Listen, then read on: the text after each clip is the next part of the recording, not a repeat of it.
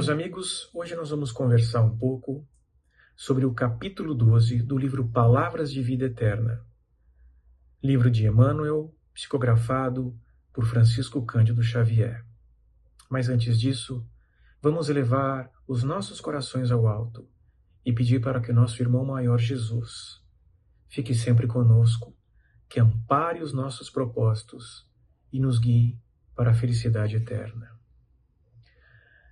O capítulo 12, perante Jesus, ele está baseado em Mateus, capítulo 26, versículo 22, com a seguinte frase: Porventura sou eu, Senhor? É um capítulo que, quando eu li, me levou a uma reflexão muito profunda. É um capítulo muito interessante e que nos remete a, dentro de nós mesmos, perguntar: será que de fato eu sou um seguidor de Jesus?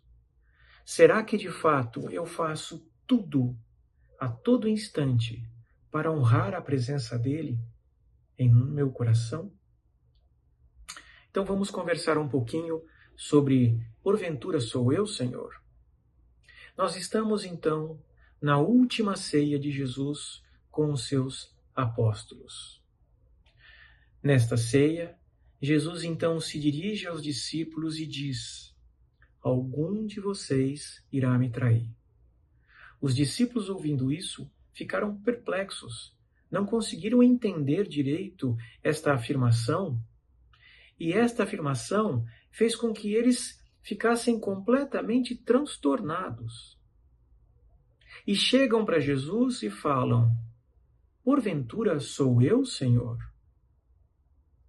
Jesus então responde: aquele a quem eu der o pão irá me trair.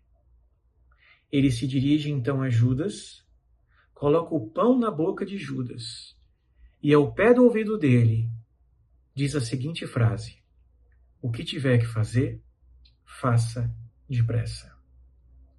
Judas então vai até os soldados romanos e por 30 moedas, e 30 moedas naquela época era a quantidade que se vendia um escravo, traz Jesus, vende Jesus. Por outro lado, os discípulos na mesma ceia chegam para o mestre e dizem assim: porventura serei eu que irei te trair, Jesus? Mas eu tenho acompanhado tanto você, como eu poderei te trair? Jesus se volta a Simão Pedro e diz assim: Simão, antes do galo cantar, você irá me negar 3 vezes. Negar Jesus é a mesma coisa que trair Jesus. E é sobre essas duas passagens, sobre a traição de Judas e sobre a pergunta dos apóstolos: porventura serei eu, Senhor? Que vamos então começar a refletir sobre esse capítulo. Primeiro vamos falar sobre Judas. Humberto de Campos, na sua obra Crônicas Além Túmulo, conta a história que Judas não entendia qual que era o verdadeiro reino de Jesus. Judas pensava que, ao traí-lo, ele conseguiria, através da força física, aniquilar todo o poderio romano e implantar na terra, naquela época, o reino tão prometido. Mas Judas não entendeu. Judas não entendeu que a revolução que Jesus pregava não era uma revolução física, era uma revolução moral. E depois que Judas entende isso, ele não suporta tamanha dor de seu ato, que acaba tirando a sua própria vida.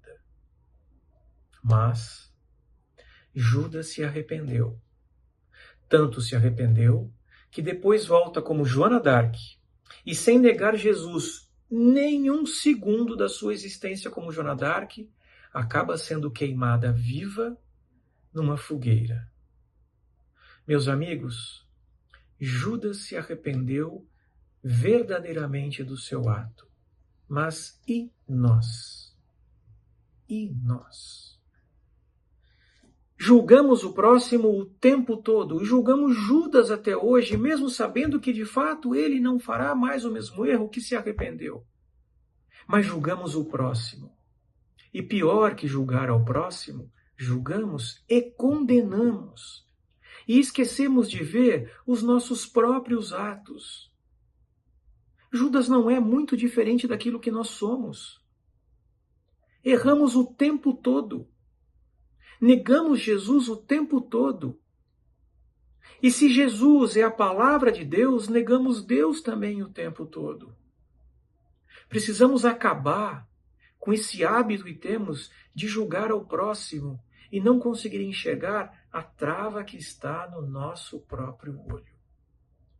Por outro lado, os discípulos, quando viraram para Jesus e disseram, porventura sou eu, Senhor, não tinham a firmeza real, de fato, daquilo que Jesus pregava, daquilo que Jesus queria de nós. Parece que eles estavam com ele, mas não eram de fato ele. O amor do Cristo nos constrange. Nos constrange porque Jesus deu a sua vida por nós. E nós não somos capazes de dar a vida por ele. Não nos sacrificando na cruz, não é isso. Mas dar a vida por Jesus, ratificando as suas mensagens, ratificando as suas palavras, os seus ensinamentos.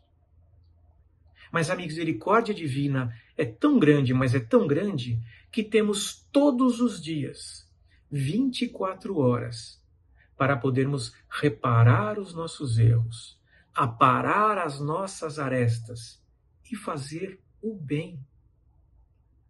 Fazer o bem não é fazer o bem com atos absurdos, estratosféricos, não. Fazer o bem nas menores coisas possíveis, no nosso dia a dia.